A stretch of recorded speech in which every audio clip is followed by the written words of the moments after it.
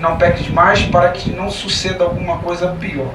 Aquele homem foi e anunciou aos judeus que Jesus era aquele que curava. Você pode levantar sua mão direita?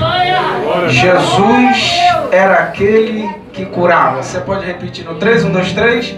Jesus era aquele que curava. Você pode dizer mais forte? Jesus era aquele que curava. Se você recebe esta palavra, Ele cura, Ele salva, Ele liberta, Ele transforma. Se assente adorando o nome de Jesus. Glória a Deus. Essa palavra é um texto clássico da Bíblia. É um texto que todos nós já ouvimos pregações, palavras a respeito. Deixa eu só fazer um comentário aqui. Hoje, desde o começo do culto, eu estou sentindo algo diferente aqui. Quando eu cheguei e sentei aqui, né? Eu senti uma presença de Deus muito grande. Eu acho que é por causa desse terno que eu estou usando aqui. Brincadeira, irmão, porque ele me presenteou com esse terno. Amém? Deus abençoe a vida do meu amigo. Esse texto é muito conhecido. Quem já ouviu uma pregação ou já pregou João capítulo 5, levante a mão assim. Quem já ouviu essa palavra? É um texto muito conhecido. E o Senhor ministrou isso aqui no meu coração de uma forma muito particular. No dia 3 desse mês, eu perdi a minha mãe e um turbilhão de sentimentos e de questionamentos e de perguntas, aquelas coisas que a gente, às vezes, quando a gente perde, a gente sempre vai para o nosso quarto e pergunta muitas coisas a Deus, né? Todo ser humano é assim porque nenhum ser humano nasceu para perder, né? Nós só perdemos porque um dia Adão lá no jardim pecou, então a nossa maior perda se chama morte. Ninguém está preparado para perder um pai, uma mãe, um filho, né? Então tem sido dias muito difíceis para mim, né? Mas o Senhor tem me sustentado pela sua infinita misericórdia e graça. O capítulo de número 5, no primeiro verso, ele dá uma informação muito importante. Ele vai dizer, e depois dessas coisas, sempre quando a Bíblia diz, começa falando sobre isso, depois disso, e depois dessas coisas, a Bíblia está nos dando uma informação que é para a gente voltar um pouco, para a gente poder entender o contexto daquilo que a gente está lendo, né? E antes do capítulo de número 5, no capítulo 4, Jesus faz uma cruzada em Samaria. E ali, em Samaria, no poço, ele vai encontrar a mulher samaritana, vai conversar com ela, e Jesus então vai transformar a vida daquela mulher a ponto dela ser cheia da presença de Jesus e ganhar, bem dizer, Samaria em toda com a palavra do Senhor e com o seu testemunho. Depois disso, muitas coisas vão acontecer. Jesus volta para Galiléia e o texto no capítulo 4 vai dizer que Jesus tem um encontro com um centurião, onde o centurião, na sua casa, tinha um servo, o servo estava doente. O centurião, ele vai rogar a Jesus que vá até a sua casa. E Jesus, automaticamente, vendo a aflição daquele homem, ele pede para que Jesus curasse de uma forma desesperada o seu servo. Jesus vai dizer para ele, eu vou na sua casa. Só que aquele homem tinha tanta fé, que ele vai dizer para Jesus, não precisa o Senhor ir na minha casa. Eu acredito tanto na sua palavra, que basta o Senhor liberar uma palavra daqui, e quem está enfermo lá na minha casa vai receber a cura. Tem alguém aqui com essa fé hoje? Jesus vai olhar para aquele homem e vai dizer assim, eu não vi fé alguma desse tamanho em todo Israel. E quando eu li isso aqui, tem coisas na Bíblia que mexem com a gente, porque essa palavra aqui é a única que tem o poder de, enquanto a gente está aqui cultuando a Deus, ela mexer em algumas coisas que estão lá. Então a primeira palavra que eu quero liberar para a nossa vida esta noite é essa. A gente tem a fé do centurião, de dizer para Deus, Senhor, Eu não preciso que o Senhor vá lá. Eu só quero que o Senhor libere uma. Eu só quero que o Senhor libere uma. E aquilo que está doente lá dentro da minha casa vai receber cura. Você recebe esta palavra. Jesus vai dizer para ele: eu vou liberar a palavra. E ele recebe por causa da sua fé. Texto do capítulo 5 dá outra informação. E a informação é que em Jerusalém estava acontecendo uma festa. Há algumas festas na Bíblia que são relevantes. Festa da Páscoa, a festa dos tabernáculos e a festa do Pentecostes. O texto não diz qual era a festa, mas essas três festas, todos os judeus do mundo inteiro tinham a obrigação de comparecer nesse dia. Jesus simplesmente sabia que era uma festa onde tinha toda a liturgia da época, toda a liturgia dos judeus, todos os religiosos estariam lá, toda a cúpula, toda a nata do judaísmo estaria lá. Só que Jesus sabia que tinha um contraste entre a festa dos judeus e a necessidade de alguém que estava no tanque. Jesus conhecia toda a história, porque nós lemos no texto que Jesus sabia que existia esse tanque. E o que tinha lá no tanque? No tanque não tinha alegria. O nome desse tanque era chamado em hebreu Betesda. Para você que sabe, Betesda quer dizer casa da misericórdia. Só que depois, a gente lendo o texto, a gente vai descobrir que esse lugar já não é mais uma casa de misericórdia, porque o próprio texto vai dar a informação de que virou uma casa de disputa. Por quê? Porque o primeiro que era lançado era curado. Então não era uma casa de misericórdia, porque se fosse uma casa de misericórdia, era para seguir quem estava mais tempo na fila, era para receber primeiro, sim ou não? Era a casa de misericórdia. Só que a casa de misericórdia tinha sido transformada em uma casa de disputa, né? Então ele vai dizer que nesse lugar havia uma multidão de cegos, coxos. Era mais ou menos assim. Os cegos, coxos, paralíticos, era alguém que os judeus não aceitavam em hipótese alguma dentro do templo. Se existisse qualquer enfermidade na vida de um homem, ele era simplesmente excluído. Se você tinha uma deficiência visual, você não poderia entrar no templo. Se você tivesse uma deficiência na mão, você não poderia entrar no templo. Se você tivesse uma deficiência nos pés, você não poderia estar no templo. Por isso que eu amo Jesus. Porque Jesus estava olhando e dizendo assim, tem alguma coisa errada. Por quê? Porque se a minha casa é chamada casa de misericórdia, vocês estão excluindo aqueles que precisam de misericórdia. Aleluia. Eles pegavam essas pessoas e era como se eles fizessem um culto paralelo e dissessem assim, vocês não podem entrar aqui, então a gente vai fazer o seguinte, para vocês não ficar sozinhos, a gente vai criar um culto diferenciado para vocês. Que culto é esse? Lá só tinha gente desse tipo, gente que não andava, gente desse tipo. Jesus vai dizer, eu preciso ir no tanque. Deus, aleluia. Senhor, mas a festa é dos judeus, o Senhor precisa estar lá. Não, eu preciso estar lá. Porque lá tem pessoas que não precisam de mim. Porque literalmente é assim. Existem pessoas que quando chegam em um certo patamar da vida, já acham que não precisa mais de Jesus. Então Jesus é mais ou menos assim que ele está dizendo. Eu vou no tanque, porque no tanque eu tenho certeza que tem alguém lá que precisa de mim. Eu vou no tanque porque lá eu vou encontrar pessoas que estão com problemas de visão, problemas para andar, problemas na vida financeira. Gente de todo tipo de problema, com todo tipo de problema. Então eu preciso ir lá no tanque, porque lá eu tenho certeza que eu vou encontrar alguém que precisa da minha presença. É por isso que Jesus faz questão de entrar na igreja com a sua presença, porque este lugar aqui ainda não foi transformado em uma casa de disputa, glória a Deus. Esse lugar aqui ainda é casa de misericórdia.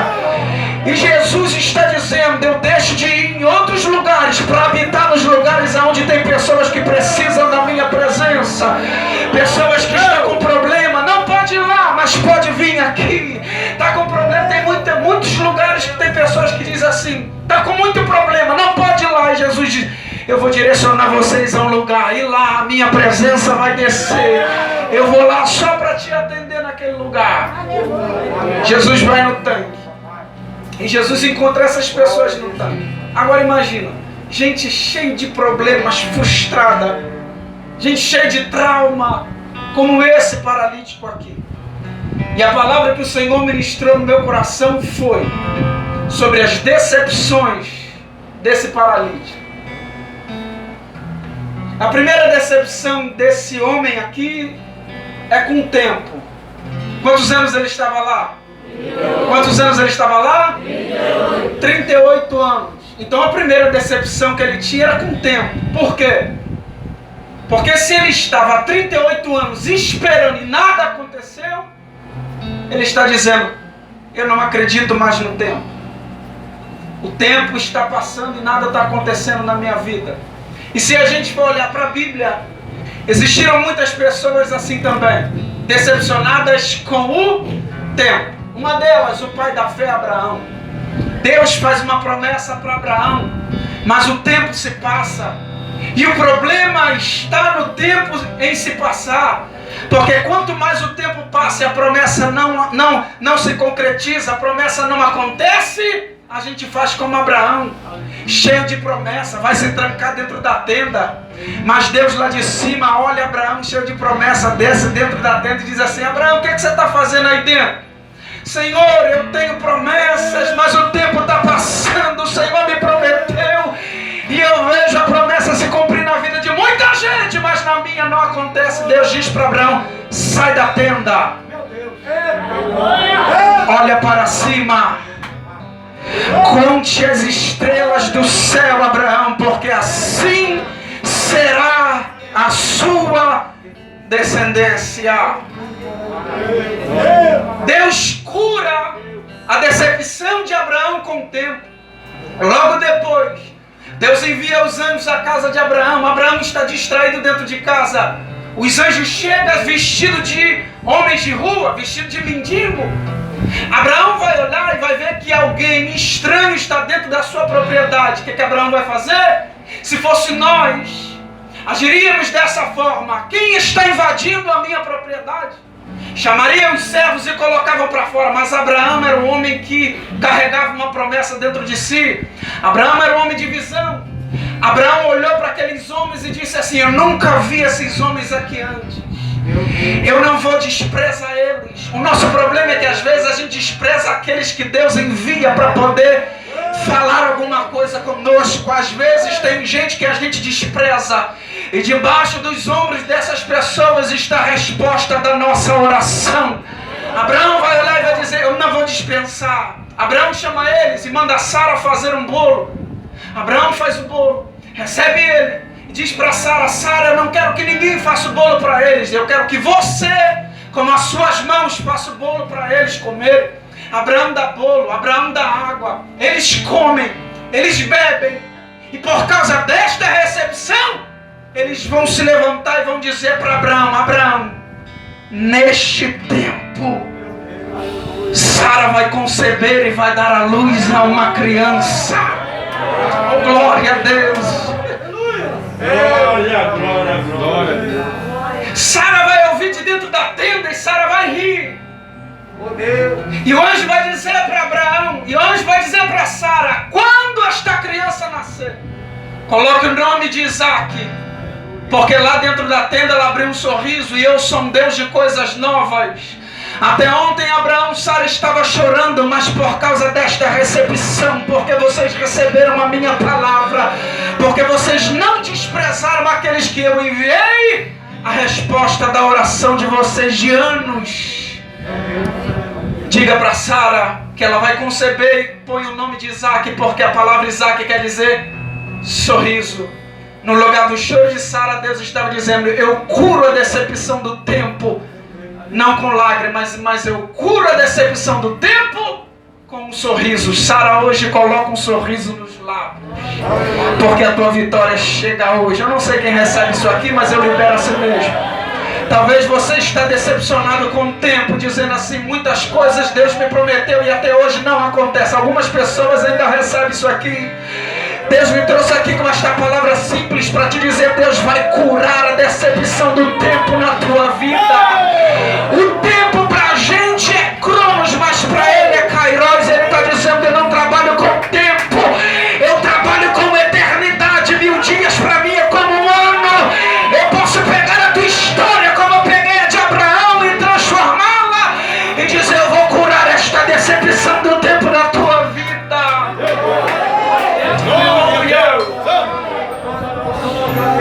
Deus cura a decepção do tempo. Outro personagem muito peculiar da Bíblia, Zacarias e Isabel. Depois de anos orando, porque Isabel não podia gerar, um dia Deus dispensa o Gabriel, e o Gabriel vai chegar do lado de Zacarias, dentro do templo, e vai dizer para ele assim: aonde ele estava, gente? Dentro do templo. O lugar para Deus responder a gente é esse lugar. Aleluia. Glória a Deus. Aí o anjo vai dizer para Zacarias: Zacarias, a tua oração foi ouvida. A tua oração foi ouvida. Aí imagina comigo Zacarias pensando: mas qual delas? Será que é a que eu acabei de fazer, a que eu fiz ontem? Qual delas?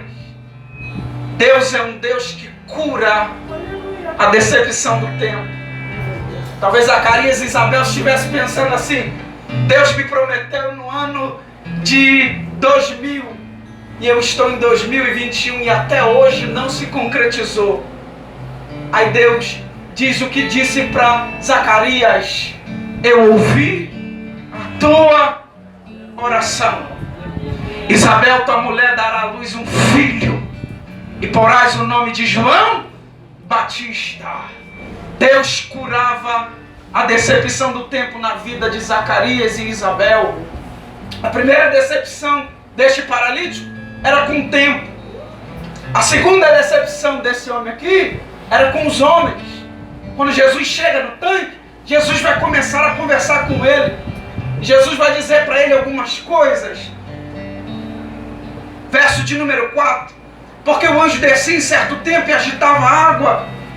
Verso 5: estava ali um homem há 38 anos e se achava enfermo. Verso 6: e Jesus, vendo esse deitado e sabendo que estava neste estado havia muito tempo. Primeira decepção dele era com o tempo. Jesus curou. Verso de número 8. Verso de número 7 ainda: não tem homem algum. Verso 7: e o enfermo respondeu: Senhor, eu não tenho homem, eu não tenho ninguém, Senhor. 38 anos. E quando Jesus aparece, diz para ele: o que você precisa? Você quer ficação? Ele vai dizer: calma aí, Senhor. Eu estou aqui há 38 anos, cheio de trauma, cheio de decepção. Ninguém vem me visitar. Ninguém vem trazer uma palavra para mim. Eu estou cheio de marca. Eles disseram que eu não presto, por isso me colocaram aqui. Me excluíram, me jogaram de lado. Enquanto eu estava são, eu prestava. Mas de uma hora para outra eles estão dizendo que eu não presto mais, Senhor. Aí Jesus vai dizer, Jesus conversa. Sabe por que Jesus conversa com ele? Jesus queria ouvir ele. Porque quando você vai a um psicólogo, a primeira coisa que ele faz é te ouvir. Ele não fala. Ele vai dizer, fala pra mim, o que você está sentindo? Lembra de Elias quando estava na caverna? O Senhor vai aparecer e não é Elias que vai falar. É Deus que vai dizer para Elias, o que é que você faz aqui, Elias? A primeira palavra é de Deus. Jesus vai conversar com esse paralítico. E ele vai começar a desabafar e colocar para fora muitas coisas. E ele vai dizer, Senhor, eu estou decepcionado com o tempo. Porque o tempo parece que passa para todo mundo recebe, menos eu. Eu tenho mais uma decepção, Senhor. Qual é? Eu não tenho homem algum. Que quando a água é agitada, me coloque dentro do tanque. Talvez tem gente aqui nesta noite que está se sentindo como esse paralítico, cheio de trauma, cheio de decepção. Talvez o homem te decepcionou. Talvez alguém que você depositou a confiança te decepcionou. Talvez não foi aquilo tudo.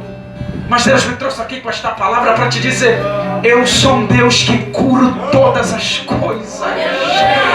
Eu sou um Deus que curo todas as coisas. Nenhuma decepção vai te matar. Nenhum trauma vai te matar. Por quê? Porque eu sou maior do que o trauma. Eu sou maior do que tudo.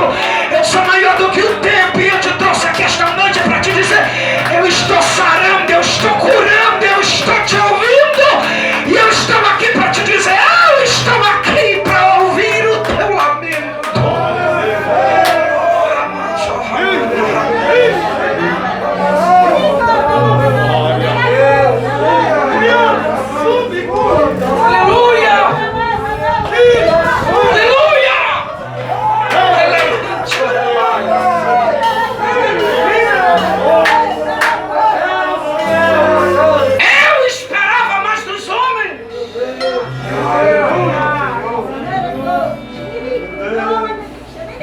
Mas no dia em que eu me vi só, olhei para um lado e para o outro,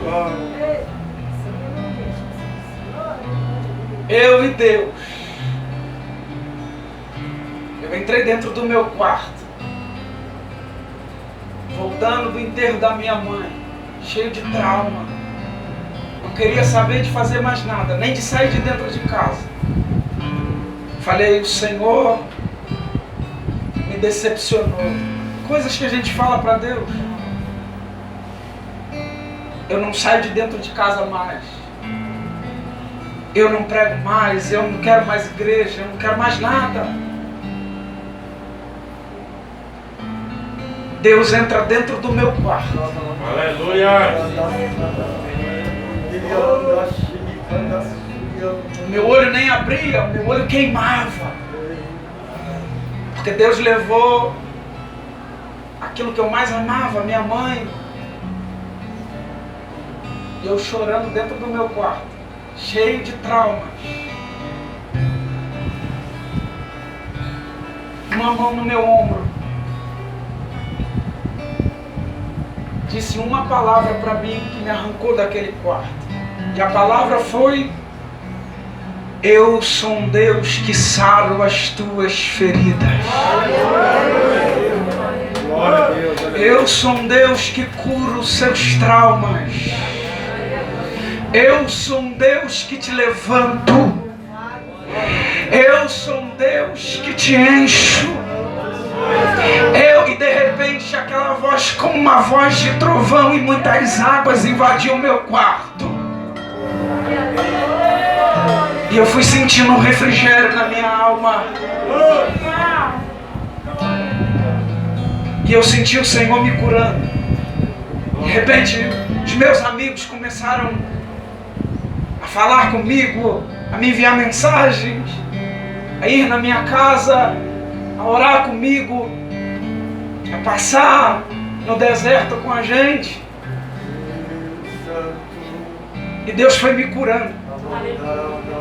Mas eu esperava mais dos homens. Eu disse como esse paralítico: Senhor, eu não tenho homem algum. Jesus vem em diálogo com ele. Ele vai expor mais uma decepção. O texto vai dizer que ele esperava o movimento das águas. Ele esperava o movimento das águas. Outra decepção que esse homem tinha era com o movimento, era com o agito. Ele estava dizendo para Jesus: Senhor, eu estou decepcionado com o tempo. Eu estou decepcionado com os homens. Eu estou decepcionado com o agito, com o movimento. Escuta isso. Por que, Senhor? Por que, meu filho, você está decepcionado com o agito, com o movimento? Senhor, todos os cultos, quando eu vou, o pregador está pregando e ele diz: esse será o ano da tua vitória. Eu vejo vitória na vida de muita gente, Senhor, mas a vitória não me alcança. Eu vou numa consagração e a irmã vem falar comigo: eis que te digo, este será o ano. Mas o ano passa. Senhor, esse negócio está me decepcionando. Eu estou decepcionado, Senhor. Porque eu vejo agito na vida de todo mundo, só não acontece na minha. E Jesus continua ouvindo ele, conversando com ele, tratando ele. Porque se existe uma coisa que Jesus ama, é tratar e cuidar de nós. Amém. Jesus vai tratando ele, vai conversando com ele. Outra decepção que esse homem tinha, talvez a última, era com o próprio Deus. Porque ele estava decepcionado com Deus, gente. Quem era o dono do anjo? Quem enviava o anjo? Quem enviava o anjo? Quem era o dono do anjo? Então ele está dizendo para Jesus: eu estou decepcionado com o tempo, estou decepcionado com os homens, estou decepcionado com o agito, e estou decepcionado com Deus também. Senhor, eu estou cheio de trauma. E Jesus está ouvindo ele. Quem era o dono do anjo? Jesus. E se a gente, o dono do anjo era Deus. Era Deus que enviava o anjo para agitar a água, para fazer. E se eu perguntar para todo mundo aqui, quem um dia não se pegou desse jeito: Senhor, eu estou decepcionado. Senhor, eu não quero mais, eu não vou mais, eu não prego mais, eu não canto mais, eu estou decepcionado. Vou te provar na Bíblia que você não é o único que está só. Vou te dar um exemplo. Jeremias, capítulo 1 de Jeremias. Jeremias, antes de nascer, antes do pai e da mãe terem relação, o Senhor disse para Jeremias: antes de tu nascer, eu te conheci. Antes de tu nascer, eu te santifiquei. E antes de você nascer, as nações eu já tinha te dado por profeta. Agora tem o seguinte: pelejarão contra ti, Jeremias, mas não prevalecerão contra a tua vida. Jeremias, eu tenho uma palavra para te dar. Pelejarão contra a tua vida, mas não prevalecerão. Por quê? Porque eu sou o Senhor e estarei contigo. Uma promessa. Jeremias vai dar uma desculpa e vai dizer: Senhor, eu sou ainda uma criança, eu não sei falar. No capítulo, se não me falha a memória, 17, Jeremias está pregando em uma praça. De repente, alguém vem e dá um soco na cara dele. Ele já está decepcionado, porque tudo que ele pregava não acontecia. Porque ele queria falar, profetizar, e queria que as coisas acontecessem logo. Deus estava provando o profeta. Tempo passando, tudo aquilo que Jeremias profetizava não estava acontecendo, a ponto de Jeremias ser conhecido como um profeta chorão. Chorava demais. Se não me falha a memória, capítulo 30, verso 7. Jeremias vai dizer para Deus: Senhor, eu estou cansado. O Senhor me iludiu. Iludido eu fiquei. Eu não prego mais, eu não profetizo mais. Porque a tua palavra nos meus lábios se tornaram uma vergonha. Tudo aquilo que eu profetizo não se cumpre. Jeremias está desabafando com Deus. Jeremias está dizendo para Deus: eu estou decepcionado com o Senhor. Mas, um pouquinho mais embaixo, Jeremias vai dizer para Deus: Senhor, mas eu não consigo parar. Como é que é isso, Jeremias? Você está dizendo que não vai mais profetizar e está dizendo que ao mesmo tempo não consegue parar. É, Senhor, eu não consigo. Por que não consegue, Jeremias? Eu tenho um fogo cerrado em meu peito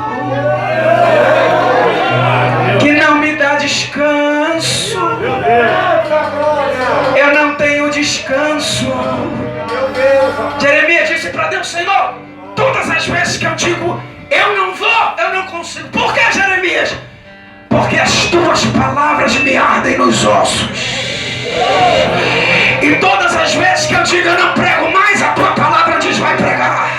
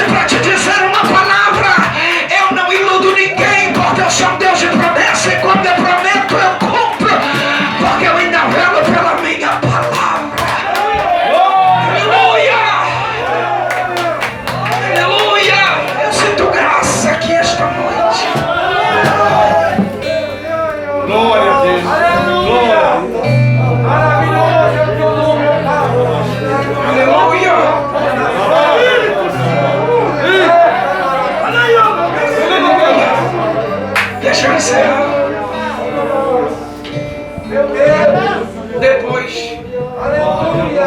Depois de Jesus ouvi-lo, tudo aquilo que ele tinha guardado dentro do coração dele há 38 anos. 38 anos ninguém visitou ele para ouvi-lo. Porque se existe uma coisa boa, é quando você visita uma pessoa. A sua visita, sua ida, só para ouvi-lo, vai arrancar uma mágoa, uma tristeza do coração daquela pessoa. Depois de Jesus fazer isso tudo que eu falei aqui, tratar ele, verso de número 8, só depois, Jesus vai dizer para ele: levanta, toma o teu leito e anda. Por que Jesus só depois, só por último faz isso? Porque Jesus sabia que não ia adiantar de nada ele estar de pé e andando sem ser curado por dentro. Ele ia estar de pé, ele ia estar andando,